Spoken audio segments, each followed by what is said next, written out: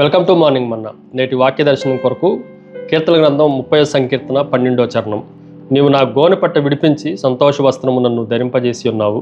యెహోవా నా దేవ, నిత్యము నేను నిన్ను స్తుతించెదను. మరొకసారి దావీదు మహాభక్తుడు రాసిన ఈ కీర్తనలో నుండి గృహ ప్రతిష్ట ఆరాధన కొరకై ఈ కీర్తన ప్రత్యేకంగా రాయబడినది అని పైన ఉన్న శీర్షికను బట్టి మనం అర్థం చేసుకోవచ్చు. దేవుణ్ణి స్తుతించే విధానం గురించి దావీదు భక్తుడి దగ్గర నుండి చాలా విషయాలు మనం గ్రహించవచ్చు. ఈ ఉదయకాల సమయంలో 4 ప్రాముఖ్యమైన సత్యాలు ఈ వచన భాగంలో నుండి మనం జాగ్రత్తగా ఆలోచన చేయాలి. నెంబర్ 1, మిరాకిల్స్ రిమెంబర్డ్, జ్ఞాపకం చేసుకున్న అద్భుతాలు.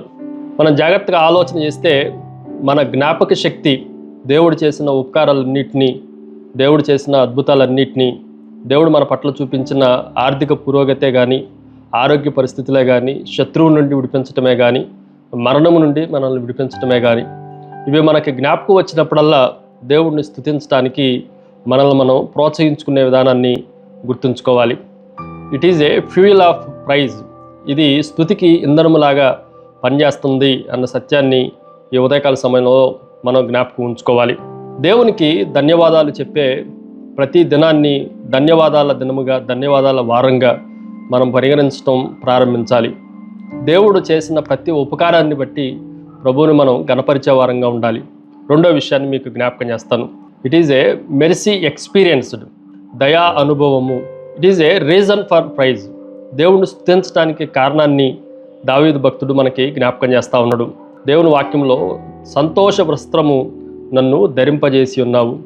విడిపించటం మాత్రమే కాదు, దాన్ని జ్ఞాపకం ఉంచుకోవటం మాత్రమే కాదు, సంతోష వస్త్రాన్ని నాకు ధరింపజేశావు. అది నేను ఎక్స్పీరియన్స్ అవుతా ఉన్నా.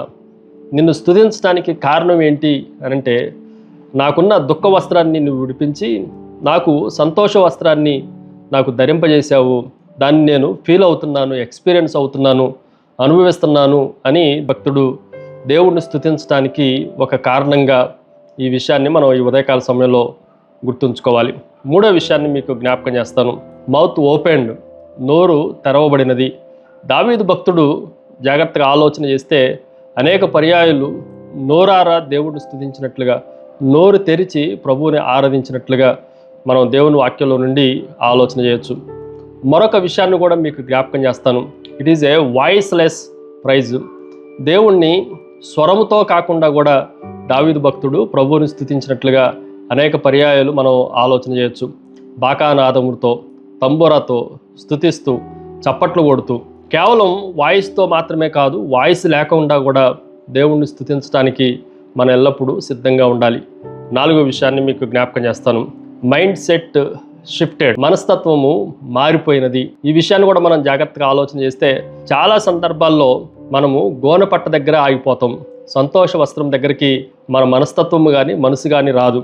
కానీ దావీదు భక్తుడిని మనం జాగ్రత్తగా ఆలోచన చేస్తే ఎన్ని విపత్కరమైన పరిస్థితులు ఉన్నా, ఎన్ని ప్రతికూల పరిస్థితులు ఉన్నా, శత్రువుల దాడి ఉన్న, సౌలు లాంటి వారు వ్యతిరేకంగా నిలబడ్డా, వాటిని మర్చిపోయి దేవుడు దేన్ని ధరింపజేశాడో ఆ సంతోషాన్ని, ఆ సంతోషతత్వం గురించిన మనస్తత్వాన్ని ఆయన అనుభవిస్తున్నట్లుగా దేవుని వాక్యంలో నుండి మనం గ్రహించాలి. ప్రార్థన. సకల ఆశీర్వాదములకు కారణభూతులకు తండ్రి, మరొకసారి మా మనస్తత్వాన్ని మార్చి దుఃఖం నుండి ఆనందంలోనికి మా జీవితాలను ప్రవేశింపజేసి నిన్ను మాత్రమే స్తుతించే వరకు మమ్మల్ని ఆయుత్తపరచమని యేసుక్రీస్తు శక్తి కలిగిన నామమున అడిగి వేడుకొంచున్నాం తండ్రి.